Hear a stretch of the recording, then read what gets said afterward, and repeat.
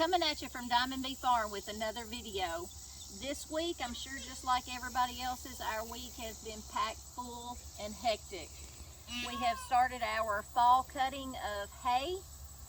We have got our garden all disced up and ready for the winter, to sow it down for winter. Got turnip greens sowed out. If you haven't saw that video, you want to go do that. Our 2-bucket system. And, you know, just ultimate things going on here.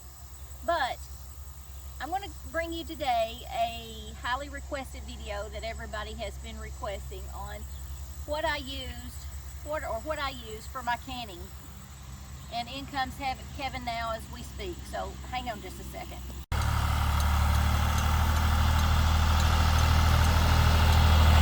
Sorry for that. Now that Kevin's in from raking hay, let me get back to telling you the basics that I use for canning. This is my pressure canner, and it's a Presto pressure canner. It holds 7 quarts and 20 pints because you can stack it.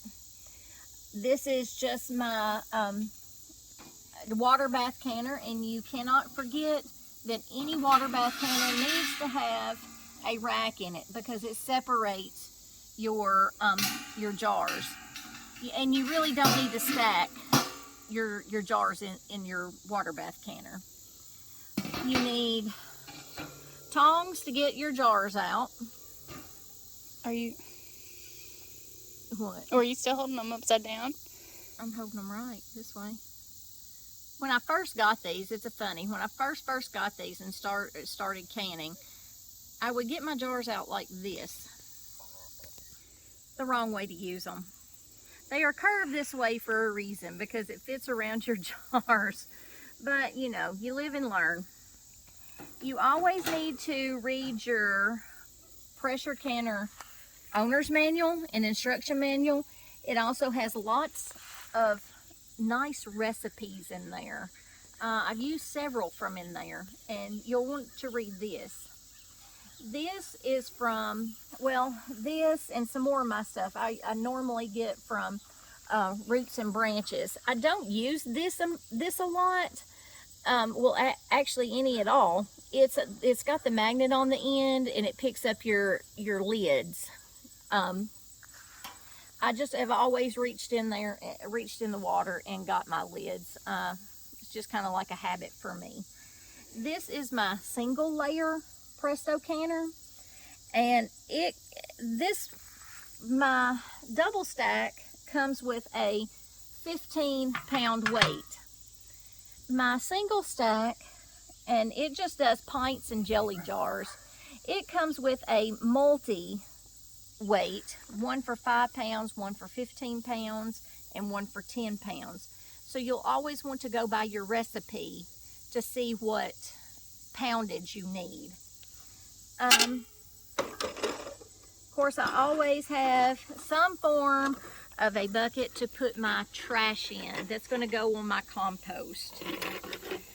This little jewel right here, it cores your tomatoes.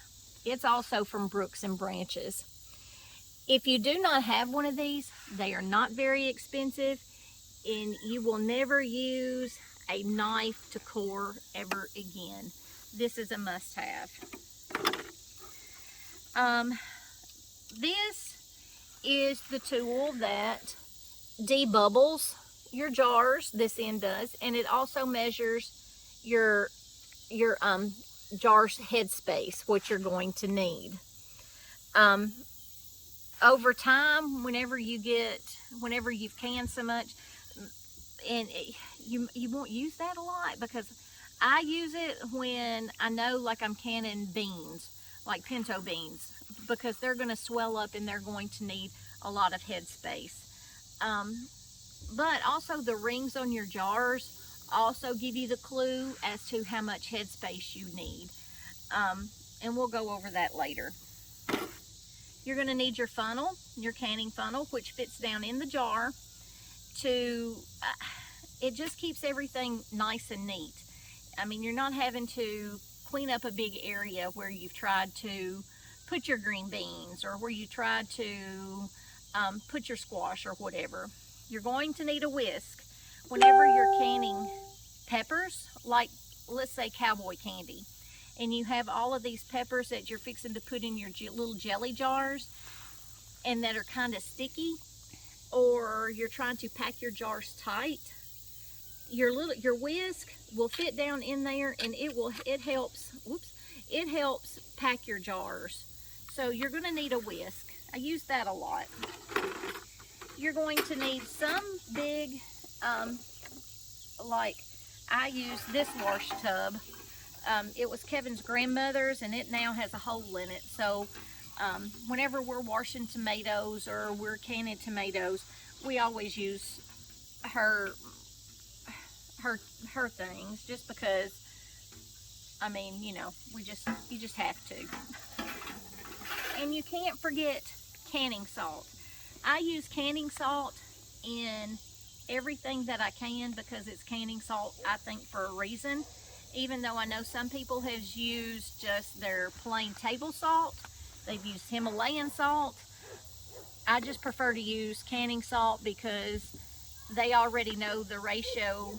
I mean, and it's just Morton's canning salt, that they already know how much acid you need to put in, like your green beans or your tomatoes or whatever. It's the recipes for that. So this is what I use 99% of the time. I don't know if you're a beginner canner and say you want to try to pressure can something. I would say start with, I know a lot of people say start with jams or jellies or something of that nature. I say something that's really easy, that you can go to the store and get your jars. You can go to the store and get your dried beans, like pinto beans. It's very cost saving. It's very economical to start pressure canning some pinto beans. And we'll go over those tonight. Because there's only certain things that you can pressure can. Like green beans really aren't supposed to be water bath canned. I have water bath canned green beans before, but now that's when I have had time to do nothing but stay at home and make sure that my canner stays at least 1 inch to 2 inches above my jars. Because canning green beans in the water bath takes at least 4 hours. My grandmother would always water bath them, and you've heard, you know, just because your grandmother did it doesn't mean you need to, because we've got more technology out since then. Yes, I know that. But, and don't take it from me, because I am no master canner. But when I know I have the time to stay at home, I will water bath can them. But in the pressure canner, in the pressure cooker or canner, it doesn't take near as long. After you get your jars full, you're looking at a good 20 minutes to pressure can them, which takes up a lot less time. But you also have to factor in that you have to get 10 minutes for a good steady steam coming up, and then another good 10 minutes to get up to the pressure, and then your canning starts. So you're looking at a good 20 minutes before this starts. Something on the pressure canner that I do highly recommend, and my mom always did this, my grandmother always did this, the ring, your seal right here. Yes, take it out, clean it, because you don't want anything to affect that seal. But maybe every other time, I know I do mine every other time, I get me some vegetable oil out and I get it on a rag and I oil it down. That's just good rule of thumb on helping it not dry rot, helping it not, and to help it seal better. I don't know how you store yours, but when I go to store mine, I take my seal out I'll oil it real good. And since it does kind of bend, normally I put it down in a big gallon bag and, you know, give it a good oiling, as my mom would say. Don't forget to oil your ring. So that's what we do. So there you have it. That's the majority of, well, that's the basics in canning that I use. I hope that helps you out. I thought I would show you some of the things that I have canned so far. Well, that I can usually every year, because not that we use it, we do use it throughout the winter, but I look at it as like my grocery store. I can our garden stuff because, I mean, that's just that much less that I have to buy whenever I go to the grocery store. I have canned a canning of squash, which is 7-quart jars. We don't like squash frozen, so I do a canning of squash just to make some casseroles or put some stewed tomatoes in with it. You know, that's just how we like squash. Tomatoes. I've diced tomatoes. I have diced tomatoes. I think I have put up 24 plus quarts of diced tomatoes. Plus I've also done some pints. We use this. Sometimes I will come in, and if I'm craving something kind of acidy, I'll just eat tomatoes with some salt on it. Or it goes in all of our soups, our stews. Anything that calls for diced tomatoes, I go get a can. The biggest staple, the most huge staple in our family is tomato juice. I have canned tomato juice. I probably have put up at least 36 quarts. I have put up some pints. Tomato juice and grilled cheese. When it's snowing outside, we could have that for breakfast, lunch, and dinner. So I was out of tomato juice this year, well, just about out of tomato juice from what I've canned last year. And this I know was a must, and I just hope it makes it to winter, to be honest with you. Another huge staple is green beans. The green bean crop was good this year, so I at least put up 36 quarts. Plus I put up some pints, but green beans. Green beans should be in everybody's pantry. The other tomato product that I put up is some stewed tomatoes. And in my stewed tomatoes, we had raised celery, we had raised onions and basil. I chopped up all of those, all of the stuff we had on the farm, jalapenos, some cayennes, and that is what has gone in my stewed tomatoes. We will use stewed tomatoes in our macaroni and tomatoes. I mean, there's just endless ways that you can use your stewed tomatoes. As a matter of fact, I've already kind of started using them. And then again on the tomatoes is tomatoes for frying tomatoes. I've canned several jars of these. At least 12 pints of slicing tomatoes for frying over the winter months. Also, another staple that goes with our beans, it goes on our hot dogs, it goes on just about anything that we can put on it, and that's green tomato relish. This was an old recipe passed down from my next door neighbor as a kid. I always remember them sitting out there on their picnic table with their grinder, grinding up the tomatoes, and as she would grind up the tomato, as Mr. Durham would grind the tomatoes, Miss Durham would cut up the peppers and onions and things of that nature to go in that. And I'll try to share this recipe with you if I can find it. Or you can look, I tell you what, you can go to our, new website, at diamondbeefarm1994.com, and you can look in our blog, and I'll share this recipe with you. I don't normally share this recipe because it goes way back, and it's a lot in the recipe that, well, you can make it to how it suits your family. Anyway, this is another recipe that my across the street neighbor, she had given me. It's pickled beets. We could eat pickled beets here, we could eat pickled beets there, we could eat pickled beets anywhere. And also sometimes in my pickled beets, if we have like an abundance of eggs while I'm pickling my beets, because that's about the time that they come in, I will put some eggs in here in our pickled beets, and we like it that way too. But our across the street neighbor, she used to do pickled beets all the time, and this is her recipe. So yeah, that's another recipe that's been handed down.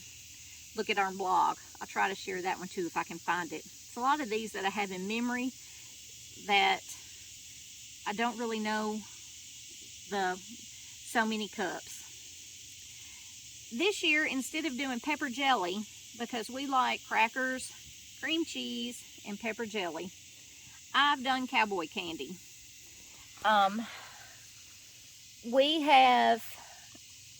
So far we've opened a jar, and they've been really good.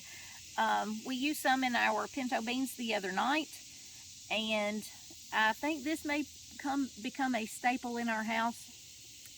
But anyway, we like this as snacks. And of course, Haley dehydrates a lot. That's our biggest snack, is all of her dehydrated chips. Apple chips is coming up because I'm going to go pick up apples tomorrow. A friend of mine has said that they've got an abundance of apples. Come get me some. Pepper rings, banana peppers, banana pepper rings.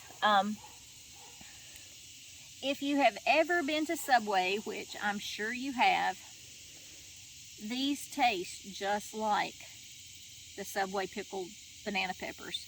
We love those on sandwiches, especially our sub sandwiches. Sometimes when I do a relish tray, we'll put these out on our relish tray too. So, this is what we like to eat over the course of the winter months to come. Some of it we're already working on, and like I said, I try to look at it as this is saving on my grocery bill. And tonight, of course, I'm sure you're like me. If you're like me, you've got an open bag of pinto beans, an open bag of white beans, an open bag of black beans that you've cooked. And I'm going to be pressure canning some pinto beans tonight, or some different beans. That's another staple that we use, because whenever you pressure can them, as opposed to the $1.19 for the good brand, or the 62-cent can from just the store brand, whenever you buy it in bulk and you can your own, and you know what salt, pepper, and things that are going into your beans, because you can season it like you like it, you're never going to want to buy another can of beans again. So, if you've never tried canning, you have a question, leave it in the comment. I'll do my best to answer it. Like I said, I'm no master canner. I do have the Ball canning book. I go by my Presto pressure canner guide. It has lots of recipes in there. You're gonna want to at least try it. But before you try it, I would suggest a water canner. They are not as expensive, and you can do some things, but like the pinto beans and stuff like that, this is an investment. You're looking at anywhere from $70 to $100, but what you will save in your grocery bill will far outweigh this. And you can keep using this for years and years and years and years and years if you store it correctly. So that's what we do. Don't forget, if you haven't already, if you like this video, hit the subscribe button. Go check out our new website. We also have Facebook, Instagram, and my favorite, TikTok. I don't know why. I love it. But go subscribe to our channel, share our channel, and tell your friends about us. If there's something that you would like to see us do, I mean, we're just a family trying to bring you agriculture views, agriculture ways to use your agriculture in small spaces, in containers, and so that you make it a goal for you to feed your family one vegetable for the whole summer, and even maybe can it so that you can feed your family at least one meal from what you've canned. That's a nice goal. It's an achievable goal. Write it down so that whenever that goal is achieved, you can check it off. And I promise you, you will feel good about yourself and what you've done for your family. Hope this helps. Don't forget, hit that subscribe button, that little notification bell. Is that right? The notification bell. Y'all have a good day.